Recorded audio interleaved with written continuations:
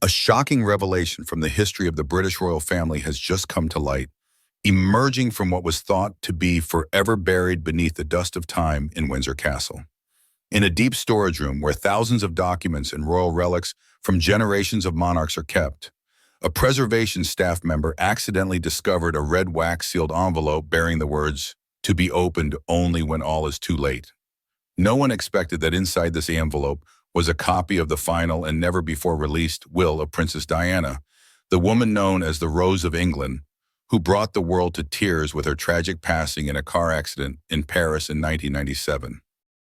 But what shocked the royal family wasn't the existence of the will, it was the content within. In slanted, handwritten letters penned in blue ink on faded stationery, Diana left a clear and emotional message.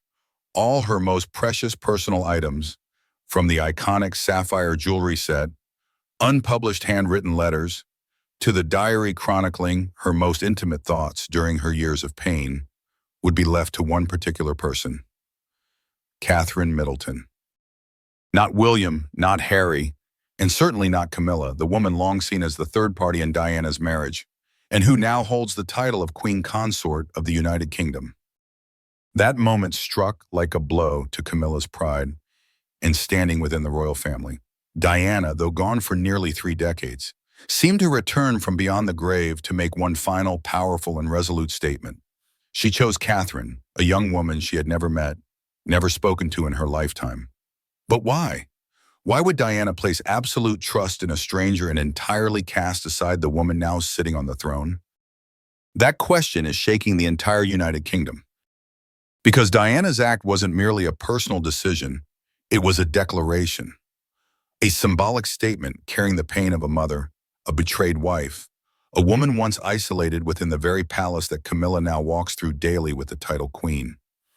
Diana did not merely leave behind objects, she left behind a message, and that message is now causing a storm inside Buckingham Palace. The media immediately jumped on the story. Images of the sealed envelope, Diana's familiar handwriting, and the clearly itemized asset list stirred a frenzy throughout the UK. Social media flooded with comments, dividing sharply. Some praised Diana for her foresight in trusting Catherine, who would later become a role model for the 21st century monarchy.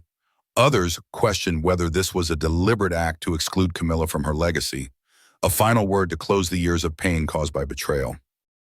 And one detail in particular captivated the public. In a handwritten letter attached to the will, Diana wrote, "I have never met her, but a mother's heart tells me that Catherine is the one who can guard William's soul. What I leave behind is not just memorabilia, but a message for the future I once dreamed of." Why did Diana write this? Did she sense that Camilla's shadow would one day loom over the throne? Did she know that while she couldn't stop William or Charles from choosing their own paths, she could still choose the one to guard her soul through every diary page, every strand of pearl, every line written during those years of torment inside a cold, unforgiving palace? This revelation not only left the royal family reeling, but also pushed tensions between Catherine and Camilla to unprecedented heights. Numerous sources report that Camilla erupted in fury upon learning she had been completely excluded from any part of Diana's legacy. A high-ranking palace insider, speaking anonymously, revealed that Camilla considered this a psychological game from the past and intended to prevent Catherine from publicly disclosing the will. But with mounting public pressure and intense interest, can Camilla truly stop the tidal wave that's now crashing toward Diana, a symbol that remains irreplaceable? That will is not just a legal document. It is the final voice of a woman who once suffered to the core. And now, as the truth resurfaces from the depths of Windsor, it is rewriting the tale of the British royal court in ink that never truly dried. So what do you think? Was Diana right to choose Catherine as her spiritual heir? Or does Camilla, the woman currently holding the most prestigious position in the kingdom, deserve to receive a part of the legacy from the woman who was once her husband's ex-wife? Leave a comment. Type 1 if you support Diana's emotional decision. Type 0 if you believe Camilla is being treated unfairly. Because it is you, the ones following this story, who will be the living witnesses to the dramatic legacy war between past and present, between the tragic beauty and the crowned queen. We are living in a moment where truth no longer lies quietly behind palace doors. It is rising, pounding with strength upon the throne of the British monarchy. When the final lines of Diana's will were read, the name Camilla was completely absent. Not a word, not a hint, not a sign of forgiveness or acknowledgement. A silence that was utterly devastating. Camilla stood frozen in the solemn room, surrounded by the power witnesses of royalty and law. Her face, once meticulously groomed for years to suit the title of queen, now pale, tense, and twitching uncontrollably. She had believed she would at least receive some tiny symbol from the past, a sign that after all the controversies, she was still a part of the royal story. But no, Diana had excluded her completely, coldly, decisively, and deliberately. The anger erupted in Camilla like a storm long suppressed. She slammed the documents onto the wooden table so hard that the royal porcelain teacups trembled. Her voice hoarse but filled with bitterness. She still haunts me, even in death. Everyone in the room, including Charles, was stunned by Camilla's dramatic reaction. But to her, this was no ordinary outburst. It was the explosion after years of comparison, of being called the replacement, the intruder. She felt she had tried, had remained silent, had endured the scornful eyes of the public, only to finally win the crown and still be pulled off the throne by Diana, this time from within the ghost of her legacy.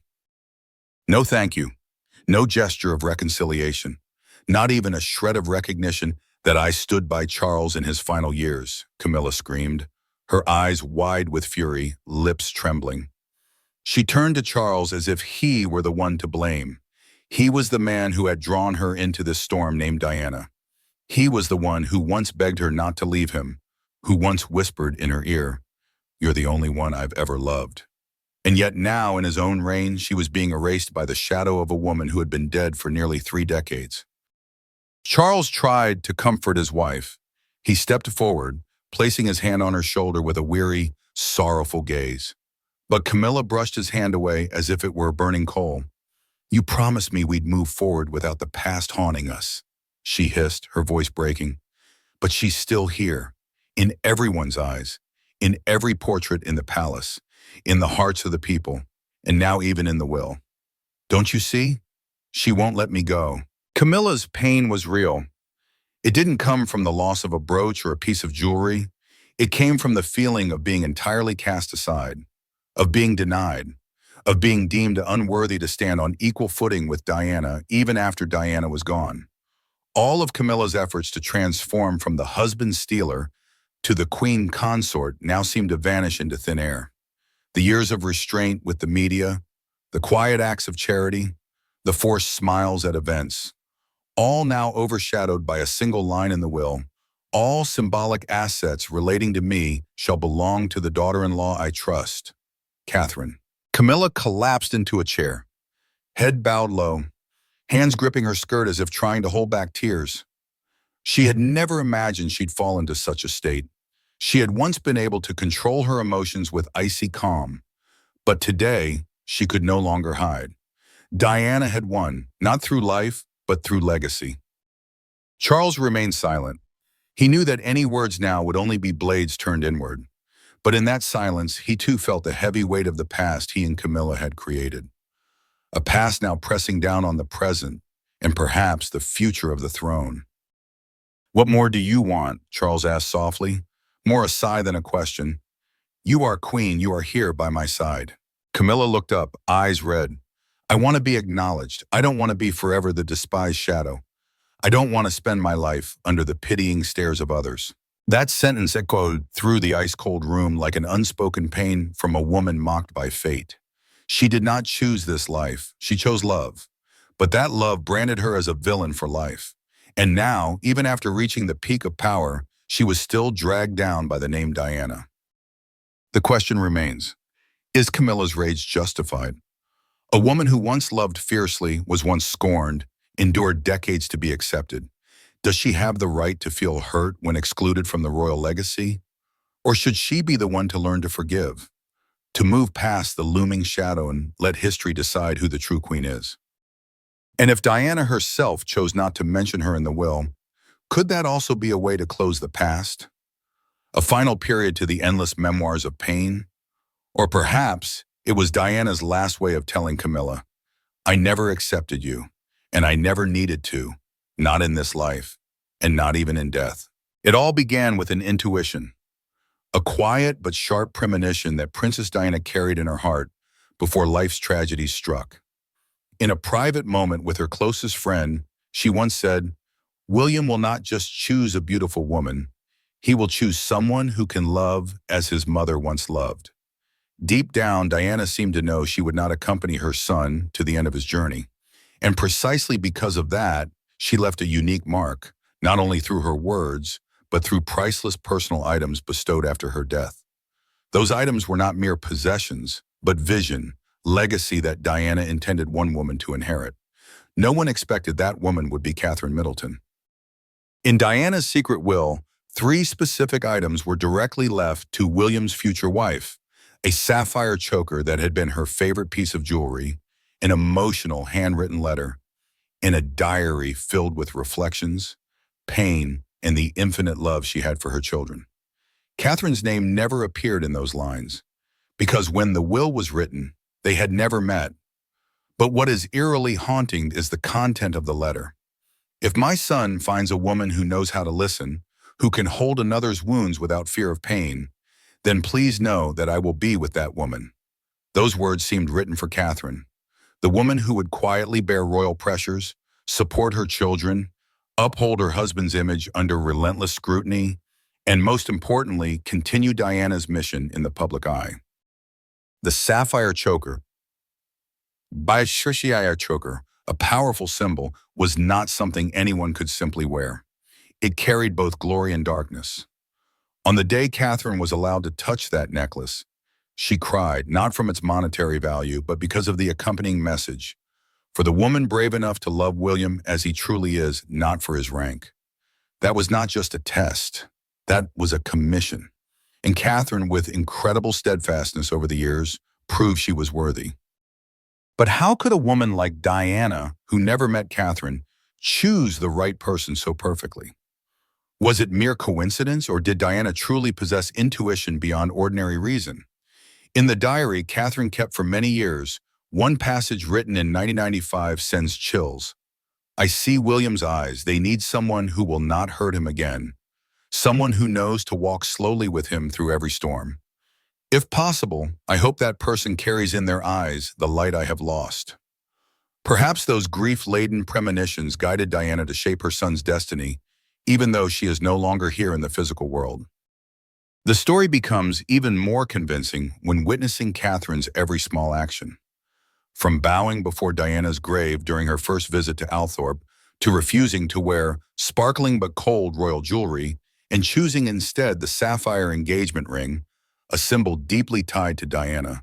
She did not choose to shine. She chose empathy, and that was what Diana had written in her diary. Brightness dazzles, but compassion moves. If a woman can move people, that's the one I pray William chooses.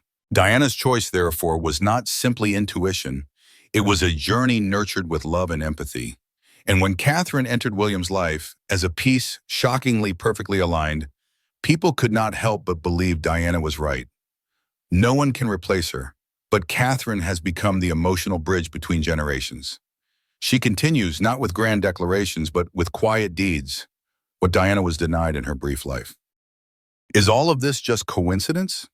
Or did Diana truly foresee the future? Perhaps there will never be a definitive answer. But in the hearts of millions of Brits and people around the world, that choice has been confirmed through time, through Catherine's growth, through the image of a wife standing behind William, yet shining in her own way. Some say because Catherine carries Diana's spirit, she has become inviolable in the public's eyes. No one can hate a woman strong enough to endure, yet gentle enough to forgive.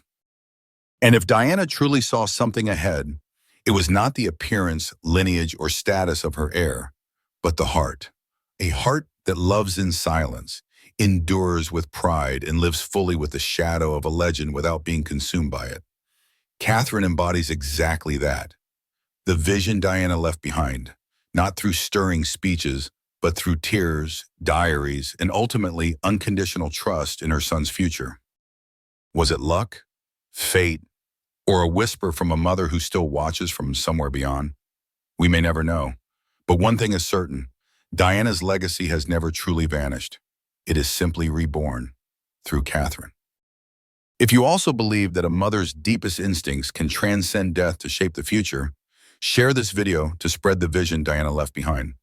Let the world see that compassion, empathy, and true love never fade. This isn't just the story of one icon, it's a symphony bridging past to present, where women like Diana and Catherine forever make us believe in better things in a chaotic world. The moment she was handed the crown that once belonged to her late mother-in-law, Catherine couldn't hold back her emotions. Silent tears rolled down her cheeks, not for wealth or glory, but for the weight of memory. That crown had once rested on the golden hair of Diana, the woman who was betrayed, wounded, but who never stopped radiating compassion. Catherine understood clearly that moment was not just a personal milestone, but the passing of a mission, the continuation of the light Diana once kindled with her kind heart and elegant style. She gave no speech. No words were needed. Her calm expression, the shimmer in her eyes, and the way she placed her hand on the crown said everything. There was no arrogance in her heart, only responsibility. A responsibility so immense it was suffocating. To preserve the memory of Diana not as a ghost haunting the royal family, but as a humanitarian symbol that would never fade. And then something strange happened. The atmosphere in the palace changed. Those who once looked at Catherine with suspicion, scrutiny, or even contempt because of her common background suddenly became more cautious, more subdued. Palace staff began treating her with noticeably more reverence. No longer was she simply Catherine Middleton, the wife of Prince William. She was now seen as the embodiment of a precious value long lost. In each of her gentle steps, they felt a part of Diana returning, not as a shadow, but as a soul revived in the ritualistic but emotionally barren world of royalty. Camilla, of course, couldn't help but feel it. She was no longer the unwelcome second mistress of the house. But neither could she walk unchallenged into a space that once belonged to Diana without being scrutinized. Every time Catherine appeared wearing the crown, Camilla's gaze turned colder. No one spoke of it, but the entire royal family could sense it. A silent war was underway. Not over political power, but over the right to be recognized as the nation's spiritual icon, a title Camilla had long craved but never attained. Outside the public, those who once wept for Diana on that fateful night began to feel a renewed belief. Social media flooded with images of Catherine wearing Diana's crown, accompanied by moving captions. "She is the one Diana chose. Diana never truly left. Catherine brings light back to Windsor Palace." Phrases like living legacy, elegant heir, or the new Diana appeared frequently in newspapers across the UK, the US, France, and Australia. The admiration for Catherine was no longer confined to one kingdom. It spread worldwide, as if the world's heart had found a new symbol to trust, love, and hope in. However, behind all that glory lies a simmering and haunting question. Can Catherine carry Diana's legacy while still preserving her own identity? Or will she forever be compared, forever placed within the mold Diana left behind, only to be suffocated by the very expectations the public is imposing on her? Catherine is not Diana. She didn't grow up in an aristocratic family. She doesn't possess the rebellious beauty or the early fame. She is a woman of the modern age, calm and intelligent, patient, and not driven by emotion. But that precisely is what worries many. Is a Catherine who is too composed, too safe, capable of inspiring others the way Diana once did? Will she dare to speak the truth when necessary? Or will she be swallowed by the whirlpool of protocol, duty, and power struggles within the royal court? That question remains unanswered. But one thing is undeniable. Catherine now stands at a crossroads in royal history. On one side lies the glittering past, dazzling but all-consuming. On the other lies an uncharted path, where she might become a new icon, not as a copy of Diana, but as herself. And that, perhaps, is the harshest test that fate has placed upon the woman wearing the tear-stained crown. It all began with a will thought to have rested quietly for nearly 3 decades, suddenly unearthed like a sharp blade cutting into the very core of those still alive, especially King Charles III. After years of suppression, concealment, and avoidance, he is now forced to face a bitter reality. Diana never truly let go. Not through words, not through public opinion, but through a legacy as weighty as destiny, the will leaving the crown to Catherine, a woman who evokes in the entire United Kingdom the image of the Diana of old. And at that very moment, the internal strings in Charles began to snap one by one. He has never been one to show emotion easily, but in recent days, people have noticed an unusual solemnity in the 76-year-old king. Charles is not collapsing from illness, but from the silent conflicts tearing his heart apart. On one side is Camilla, the wife he once defied the institution to protect, the woman he once called the love I could not give up. On the other is Catherine, his beloved daughter-in-law, who carries the aura of Diana and is now the living symbol of the people's will. In Charles's heart, no one can replace Camilla, but neither can anyone deny Catherine. The situation grew more complicated as royal advisors, media outlets, and the public began offering conflicting arguments. Tabloids shouted, "Catherine, the true queen of the people." Veteran commentators boldly asked, "Is Charles opposing Diana's legacy?" Meanwhile, millions across the UK and the world began openly expressing support for the Princess of Wales. They left flowers outside Kensington Palace with notes reading, "Diana would smile seeing Kate wear that crown." And then, the truth Charles had long tried to deny could no longer be hidden. The people had chosen. For Charles, it was an invisible but devastating slap. Since when had loyalty to Camilla, the woman he sacrificed everything to marry, become the reason for public alienation? And since when had the name Diana, the woman he once saw as the mistake of his life, gained such power that it could determine the future of the throne after him? On sleepless nights at Balmoral, people saw him standing silently for hours before Diana's portrait, his eyes heavy with sadness and inner conflict. Within the cold stone walls of the royal palace, Charles is desperately trying to hold the family together. He convenes meetings with William, with close advisors, even with Camilla, who is becoming increasingly unstable upon realizing that the crown she once thought was hers forever is now under threat from an unforgiven past.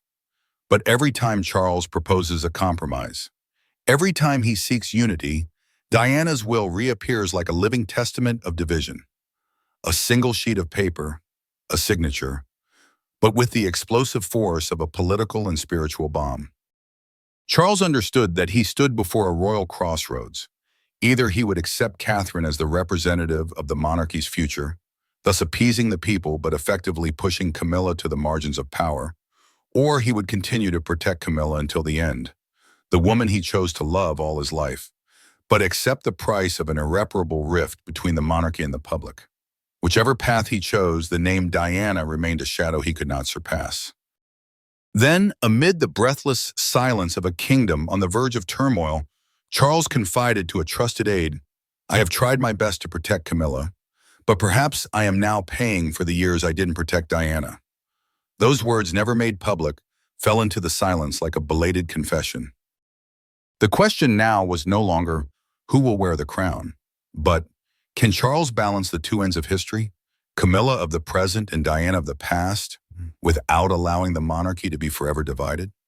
Or will he be the last king to cling to a family torn, when even his own heart doesn't know which side to lean toward?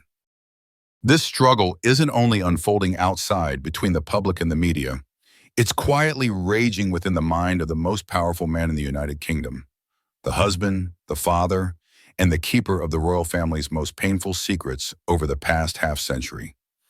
And the final decision, if it ever comes, may not emerge from the throne, but from the haunting specter named Diana that Charles can never fully let go of.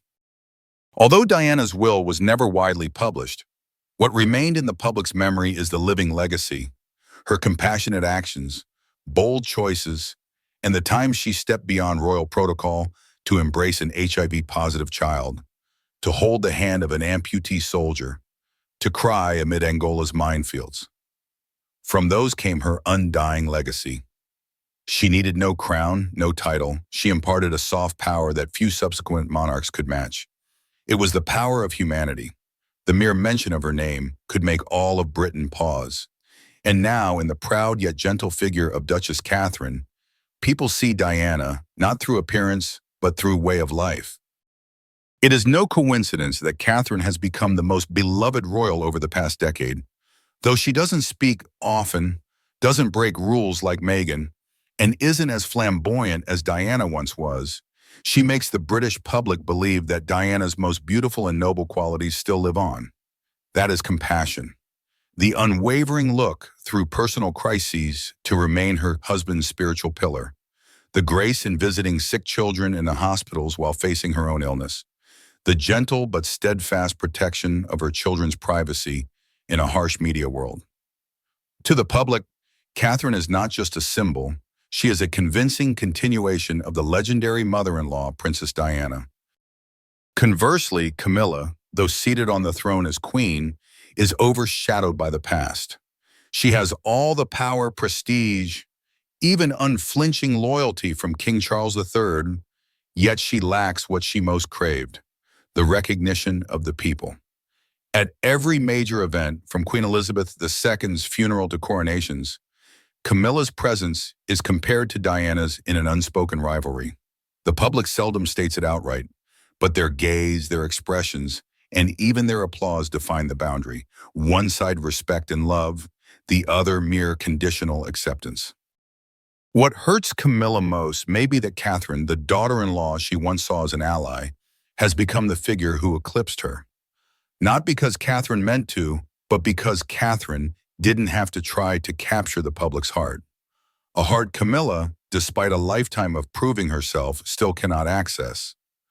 Camilla lacks an iconic legacy. She lacks acts that transcend personal limits to become global inspiration like Diana did, and that isolates her from any conversation about the monarchy's future. The question now is, will Diana's legacy continue to shape the monarchy's future? Will George, Charlotte, and Louis grow up in the light of love once given to their grandmother? Or will Camilla, with her status as queen, strive to write a new chapter free from Diana's shadow, to assert her own influence with the people? It's an unseen but deeply emotional struggle between past and present, legacy and identity. On one side is the past that cannot be replaced. On the other is the present trying to assert itself. And between them lies the public's right to decide who truly holds their hearts. Legacy is not measured by a crown, but forged from trust, genuine emotion, and an invisible connection between a person and millions of hearts.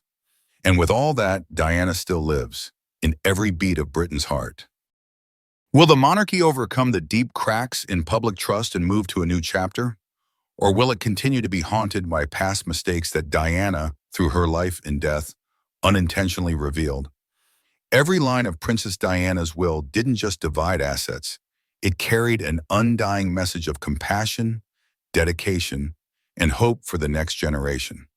And now Catherine, the calm-faced woman with a courageous heart, carries the torch.